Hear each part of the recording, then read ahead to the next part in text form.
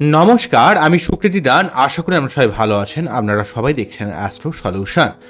আজকে আমি আলোচনা করব যে রাক্ষসগণের সঙ্গে দেবগণের বিবাহ হলে বা রাক্ষসগণ দেবগণ বা রাক্ষসগণ নরগণের সঙ্গে সত্যি কি বিবাহ দেওয়া যায়, বা বিবাহ দিলে কোন ধরনের সমস্যা ক্রিয়েট করে, অ্যাকচুয়ালি কি উচিত, এই নিয়ে একটা দীর্ঘ আলোচনা করে নেব। মূল আলোচনা আসাকে আপনারা জানি রাখি অ্যাস্ট্রো সংক্রান্ত নিত্য নতুন টিপস পেতে আমার এই অ্যাস্ট্রো সলিউশন চ্যানেলকে সাবস্ক্রাইব করুন এবং পাশে থাকা বেল আইকনে ক্লিক করুন। চলে আসি মূল আলোচনায়। প্রথমেই বলবো, দেখুন আমাদের যে টোটাল 27খানা নক্ষত্র আছে, প্রতিটা 9টা নক্ষত্র ওয়াইজ এক একটা করে গণে ভাগ করা হয়েছে। একটা হচ্ছে নরগণ, দেবগণ এবং রাক্ষসগণ। অ্যাকচুয়ালি রাক্ষসগণের মেন্টালিটিকে রাক্ষস বলা হয়েছে তাদের মেন্টালিটি, অর্থাৎ রাগের প্রকাশের ধরন ওয়াইজ, অর্থাৎ আপনার রাগকে আপনি কিভাবে প্রকাশ করেন সেই অনুযায়ী বিচার বিবেচনা করে কিন্তু আপনার গণের নির্ধারণ করা হয়েছে। অ্যাকচুয়ালি রাক্ষসগণের মানুষেরা একটু মাথা গরমের টেন্ডেন্সি থাকে, স্ট্রেট ফরওয়ার্ড, ইন্ডিপেন্ডেন্ট, সত্যি কথা সত্যিভাবে বলে দেওয়া, স্ট্রেট ফরওয়ার্ডভাবে বলে দেওয়া, কে কী ভাবলো আমার বয়ে গেল। মঙ্গলের যেমন একটা ব্যাপার থাকে না, সেই ধরনের ব্যাপার, একটু স্ট্রেট ফরওয়ার্ড অ্যাগ্রেসিভ ব্যাপার থাকে। অন্যদিক থেকে দেবগণ কি হয়, দেবগণ কিন্তু অনেকটা শান্ত হয়। তাদের মেন্টালিটিটা, রাগ তারা সহজে প্রকাশ করে না। তাদের রাগ হয় না কিন্তু তা নয়, রাগ তাদের হয়তো হয়, কিন্তু তারা রাগটাকে কিন্তু অনেকটা চাপা দিয়ে রাখে বা রাগটাকে কিন্তু ভেতর থেকে রাখে, সহজে প্রকাশ করে না, সহজে আউটবাস্ট হয় না। কিন্তু রাক্ষস গণের মানুষেরা আউটবাস্ট হয়ে যায়, আর নরগণের মানুষেরা জেনারেলিভাবে কিন্তু আউটবাস্ট করে না, রাগকে অনেকটাই শান্ত, মাঝে মাঝে রেগে যায়, তাই এদের গণ হচ্ছে নরগণ। তো এইভাবে রাগের যে বহিঃপ্রকাশের ধরন ওয়াইজ 3টে গণে ভাগ করা হয়েছে। কথাটা ভালোভাবে বুঝবেন যে গণ মানেই নরগণের সঙ্গে রাক্ষসগণের বিবাহ দেওয়া মানে নরগণের মানুষের তার যে ডিভোর্স হয়ে যাবে বা তার মৃত্যু হয়ে যাবে। কোনো রাক্ষসগণের কোনো মেয়ের সঙ্গে কোনো নরগণের কোনো ছেলের বিয়ে হলে বলা হয়, বিবাহ হলে সেই ছেলেটার নাকি মৃত্যু হয়ে যায়। এগুলো শাস্ত্রে বলা হয়েছে আগেকার দিনে। দেখুন যুগ তো অনেক পরিবর্তন হয়েছে, তো এগুলো অ্যাকচুয়ালি মানুষ তার নিজেদের প্রয়োজনে এটাকে ইউজ করেছে। আমাদের টোটাল আপনারা জানেন যে অষ্টকোণ মিলনে টোটাল যে পয়েন্ট থাকে তার মধ্যে মোটামুটিভাবে যদি আপনি 20, 22 বা 23 পেয়ে যান, তাহলে ওভারঅলভাবে কিন্তু অনেকটাই শুভ। 18-20 উপরে পেতে হবে আপনাকে, ঠিক আছে? তো এখানে আপনার গণটা খুব একটা যে বিশাল ভূমিকা পালন করে তা নয়। ধরুন আপনার দেবগণ, এবারে হয়তো দেখা গেলো আপনার লগ্নে রবি রাহু মঙ্গল বসে রয়েছে, তাহলে আপনার যদি দেবগণ হন তাহলে কি আপনার রাগ প্রকাশ হবে না? কারণ লগ্নের অবস্থানে ওয়াইজ তো আপনার অটোমেটিক্যালিভাবে কিন্তু মাথা গরমের টেন্ডেন্সি ক্রিয়েট করছে। সুতরাং গণ মানেই যে সব কিছু তা নয়। এমন হাজার হাজার উদাহরণ আছে, আমি অনেক বাচ্চারা অ্যানালাইজ করেছি, এমন উদাহরণ আছে যে তার দেবগণ সে কিন্তু অনেক শান্ত, মানে সে হয়তো অনেক রাগী দেবগণ হওয়া সত্ত্বেও, বা তার রাক্ষসগণ সে কিন্তু অনেকটা শান্ত, তার বাচ্চাটির কন্ডিশন ভালো বলে। সুতরাং গণ মানে হচ্ছে এখানে তার রাগের বহিঃপ্রকাশ। সে যখন রেগে যায় সে রাগের বহিঃপ্রকাশটা কিভাবে করে, আর কিছু নয়। কিন্তু এখানে রাক্ষসগণের সঙ্গে দেবগণের বিবাহ দেওয়াটার ক্ষেত্রে অ্যাকচুয়ালি আপনার সপ্তম ভাব, লগ্ন ভাব, সপ্তম পতির অবস্থান এবং আপনার অষ্টকুটে কতটা পয়েন্ট পেল সেটা অত্যন্ত ইম্পর্টেন্ট। এবং সপ্তম পতি যদি সঠিকভাবে স্ট্রেন দেওয়া যায়, আপনার বাচ্চারে যদি অবস্থান ভালো থাকে, তাহলে আপনার রাক্ষসগণ হলেও কোনো সমস্যা নেই। কিন্তু যদি আপনার দেবগণ হয়েও যদি আপনার বাচ্চার অত্যন্ত নেগেটিভ হয়, তাহলেও আপনার ডিভোর্স হতে পারে, তাহলেও আপনার কিন্তু সেপারেট হতে পারে। সুতরাং সব থেকে বড় কথা অষ্টকুটে কতটা মিলল, ওভারল্যাপিংয়ে কতটা মিলল, আপনার সপ্তম ভাব কতটা ভালো রইল, আপনার বাচ্চার কতটা ভালো রইল, এই ব্যাপারগুলো সব থেকে মুখ্য ভূমিকা পালন করে। শুধুমাত্র গণ দিয়ে একটা সব কিছু নির্ধারণ করা উচিত না। গণ আপনার রাক্ষস হতেই পারে, রাক্ষস মানেই যে আপনার খারাপ, এই ধারণা থেকে বেরিয়ে আসুন।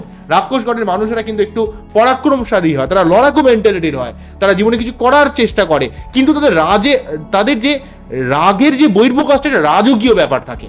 রাগের বহির্প্রকাশের মধ্যে তাদের একটা অত্যন্ত রাগ যে অ্যাগ্রেশন কাজ করে, কিন্তু সেইটা বাচ্চাদের উপর ডিপেন্ড করবে আপনি সত্যি কতটা রাগ দেখাবেন। এবারে আপনার রাক্ষসগণ হয়ে যদি আপনার বাচ্চার অত্যন্ত নেগেটিভ থাকে, তাহলে অবশ্যই আপনার রাগের বহির্প্রকাশের যে ব্যাপারটা সেটা এক্সেসিভ, আক্রমণাত্মক হবে, অ্যাগ্রেসিভ হবে। সুতরাং আপনার রাক্ষসগণ মানেই যে আপনার বাজে সেটা কিন্তু নয়। সার্বিক কথাটা কিন্তু বলবে আপনার বাচ্চাদের গ্রহের অবস্থান, আপনার লগ্নপতির অবস্থান, ভাগ্যভাবের অবস্থান। আপনার লগ্নে যদি কোনো অশুভ গ্রহের অবস্থান করে, বিশেষ করে রাহু হোক বা শনি হোক বা মঙ্গল হোক, এই সমস্ত গ্রহগুলো আপনার মধ্যে একটা অধৈর্য খিটখিটে মেন্টালিটি ক্রিয়েট করে। যদিও শনি কিন্তু অধৈর্য করে না, কিন্তু শনি কিন্তু চাপা একটা ডিপ্রেশন তৈরি করে লগ্নে থাকলে। সুতরাং আপনাকে আগে বাচ্চাটাকে ভালোভাবে দেখতে হবে। কোনো রকম গণ দেখে, মাঙ্গলিক দেখে আমরা ছাপোষারা আমরা যখন একটা যে কোনো জিনিস ভাবি না, আমরা সবসময় গতানুগতিকভাবে চলতে ভালোবাসি। আমরা সবাই যে পথে চলেছে সে পথে চলতে ভালোবাসি, কিন্তু অ্যাকচুয়ালি অরিজিনাল কোনটা দেখা উচিত, কোনটা বোঝা উচিত, সেই ব্যাপারটা আমরা বুঝি না। আমরা সবসময় ভাবি যে একটা গভর্নমেন্ট সার্ভিস মানেই বিশাল ব্যাপার, কিন্তু আমরা কখনো ভাবি না যে যারা বিজনেস করে লাখ লাখ কোটি কোটি টাকা ইনকাম করছে, তো তারাও কিন্তু করতে পারে। কিন্তু আমাদের এই যে ছাপোষা ব্যাপারটা, যে আমাদের এই গতানুগতিকতাকে আমরা এতটাই বেশি প্রাধান্য দিই, কোনো কিছু ব্যাপার না বুঝে অত্যন্ত গতানুগতিকতার মধ্যে আমরা ডুবে যাই।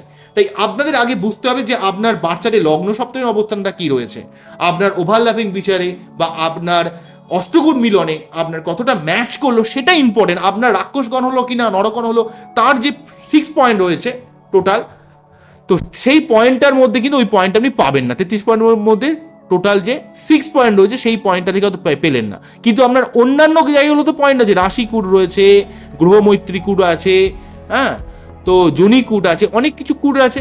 সেগুলো থেকে যদি আপনার আলটিমেটলি 18-20 উপরে চলে যায়, তাহলে আপনার রাক্ষসগণ হোক আর রাক্ষসগণের সঙ্গে নরগণের বিবাহ হোক না কেন, সেটা কোনো অসুবিধা নেই। তবে হ্যাঁ, যার রাক্ষসগণ তাকে একটু রাগটা সাবধান করতে হবে, রাগটা একটু নিজেকে সম্বরণ করতে হবে, মাথা গরম করলে হবে না, এবং বুঝতে হবে। এবং তার যদি সঠিকভাবে প্রতিকার করা যায়, তার অনেকটা তার জীবনের অনেক সমস্যাকে মিনিমাইজ করা যেতে পারে। তাই আগে আমাদের বুঝতে হবে যে প্রবলেমটা কোথায় রয়েছে।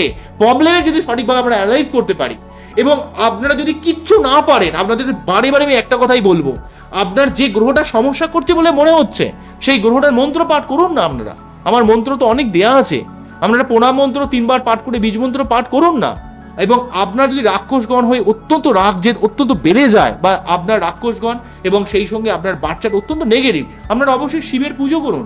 আপনারা প্রতি সোমবার শিবলিঙ্গ অভিষেক করুন। চন্দ্র স্ট্রং করলে কিন্তু আপনার মন মানসিকতা অনেকটা প্রসন্ন হবে। মানুষ ম্যাক্সিমাম ক্ষেত্রে রেগে যায় ডিস্যাটিসফ্যাকশন থেকে, মানুষের অত্যন্ত অধৈর্য ব্যাপার তৈরি হয় কিন্তু চন্দ্রের থেকে। তাই চন্দ্রের জায়গাটাকে ঠিক করতে গেলে আপনাকে নিত্য শিবের পুজো করতে হবে। শিবের পুজো করলে কিন্তু আপনি অনেক সমস্যা থেকে বাঁচতে পারবেন। এবং আপনারা যদি নিত্য নবগ্রহ যে মন্ত্রটা, যে প্রণাম মন্ত্রগুলো রয়েছে, সেগুলো যদি পাঠ করেন, আপনার জীবনে গ্রহগত যে সমস্যাটা সেটা অনেকটা ডাইলিউট হয়ে যাবে। এবং সঠিকভাবে প্রতিকার তো অবশ্যই করবেন যদি সম্ভব হয় তো। আর যদি কোনোভাবে প্রতিকার করতে না পারেন, ওই ভুলভাল স্টোন কিনে খরচ করবেন না। কম টাকার স্টোন কিনে কিন্তু টাকা নষ্ট করবেন না। দরকার হলে মূল কিনবেন। অনেক ভালো ভালো জায়গায় কিন্তু মূল কিনতে পাওয়া যায়। অনেক জায়গায় কিন্তু মূল স্টেশনের ধারে বা ফুটপাতে দেখবেন মূল বিক্রি হয়। মূল কিন্তু যথেষ্ট ভালো কাজ করে। যদি কম টাকার আপনার সামর্থ্য হয়, আপনার যদি বেশি টাকার সামর্থ্য না হয়, তাহলে আপনারা মূল ব্যবহার করুন না, অনেক উপকার পাবেন। সবসময় যে স্টোন কিনতে গেলে দামি স্টোন কিনতে হবে, অরিজিনাল স্টোন কিনতে হবে, আর না হলে উপরত্ন পড়তে পারেন বেশি রতির। আর যদি সেটাও না পারেন, তাহলে আপনারা মূল ব্যবহার করুন। কিন্তু ওই কম টাকায় রত্ন আপনি 20,000 টাকায় পোকরাজ পেয়ে যাবেন, 30,000 টাকায় পোকরাজ পেয়ে যাবেন, কেউ কিন্তু আপনার নিজের বাড়ির লোক নয় যে আপনাকে দিয়ে দেবে। জিনিসগুলো বুঝতে হবে, কারণ সেই জিনিসগুলো কিন্তু একটা জায়গা থেকে আসছে। প্রচুর বাজারে ফিলিং করা স্টোন আছে, প্রচুর দোকান আছে অনেক কম টাকায় স্টোন বিক্রি করছে। সুতরাং আপনার তখন এমন হয় যে বললেন যে আমি অনেক প্রতিকার করেছি, আমার তো কোনোই কাজে লাগলো না। এই সমস্যাকেও অনেকের পড়তে দেখেছি। সুতরাং আগে সঠিকভাবে প্রতিকার করবেন এবং সঠিকভাবে রেকটিফিকেশন করবেন। ওই মাঙ্গলিক আর রাক্ষস মানেই খুব বাজে হয়ে গেল, তো এই জায়গাগুলো, এই ধারণা থেকে বেরিয়ে আসুন। এখনকার যুগে এই সমস্ত ধারণা রাখা উচিতই নয়। আরও আপডেটেড হন, আরও জিনিসটা জানুন। আমার এই যে প্রয়াস সার্বিকভাবে আপনাদের বোঝানোর আমি চেষ্টা করি, যাতে আপনারা কিছুটা উপকৃত হতে পারেন, সঠিক পথে চলতে পারেন, তার জন্যই আমার এই প্রয়াস। আশা করব আপনারা উপকৃত অবশ্যই হবেন। আপনারা সবাই ভালো থাকবেন, এবং আপনারা যদি আমার চ্যানেলে নতুন হন, অবশ্যই আমার চ্যানেলটিকে সাবস্ক্রাইব করে রাখবেন। নমস্কার, থ্যাংক ইউ।